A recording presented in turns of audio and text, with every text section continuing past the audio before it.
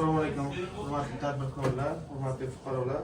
Bugun Toshkent Xalq banki filiali tomonidan oktyabrda belgilangan tadbirkorlar bilan uchrashuvimiz bor. Men Xalq banki o'rinbosari Rahmatjon Solomov bilan sizlar bevosita birgalikda ishlaymiz. Sizlar tomonidan shu bankimizda tadbirkorlik uchun qiziqishlayotganlar Sanoat murojaatlaringiz bo'yicha bizani xodimlar o'rganib chiqib, tegishli bo'limlar tomonidan ko'rib chiqilib, kreditlaringiz yoki boshqa muammolaringiz bo'lsa, tez fursatda hal qilib beramiz. Yana bundan tashqari, sizlar xabarlaringiz bormi? Bizani Xalq banki shu Toshkent filialiga vakil qanaqa kredit imtiyozlari yoki nimalari haqida agar batafsil bilib olmoqchi bo'lsangizlar, shu bizani har bitta metiga agentlarimiz bor o'zimizda bank tomonidan.